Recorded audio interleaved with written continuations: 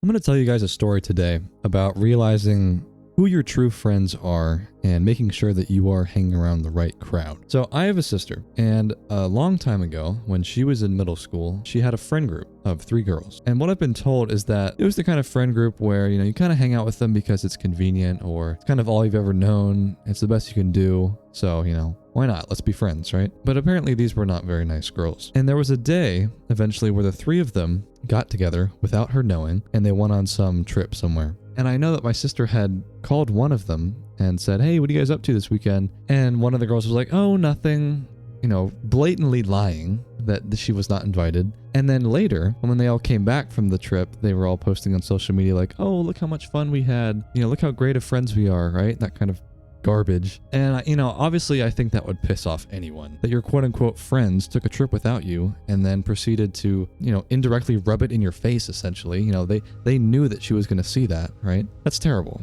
But at the same time, there's not much you can do.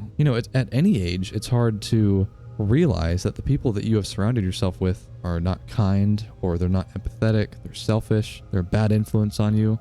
So what are you going to do, right? Well, eventually, as she was ending middle school and starting high school, she made a new friend group. She broke away a little bit and made some new friends. And she's stuck with those people ever since. And here's the interesting thing. These new friends that she made, who, she's still very close with today, went on to do graduate school. Some people are studying law and medicine. One person's going to be a social worker, I think. They're up to things, they're ambitious, they're doing things with their life, and they've been a great influence. Now, compared with the 3 girls of that story, well, 2 of them got pregnant, one of them went to jail, and I'm not really sure what happened to the 3rd one. And the cherry on top is that one of the mothers of these girls had the audacity to tell my mom that your daughter is a bad influence on my girl. They shouldn't be friends anymore. And that's just incredible to me. Bad influence. Now, what's the message in that? Well, at the time, I'm sure my sister was devastated. A sense of betrayal from these girls who she thought were her friends.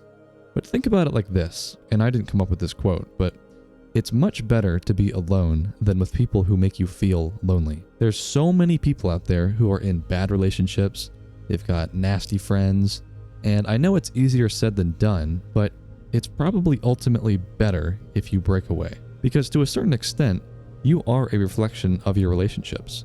If you're always hanging around the bad crowd, people that are up to no good, or, people who are just kind of pulling you back, they don't want to see you succeed, or they're cynical, all that kind of crap, that will weigh down on you. And then you compare that to surrounding yourself with ambitious people, kind people, people who understand you and who truly know who you are and what you value. I think it goes without saying that the latter is much better.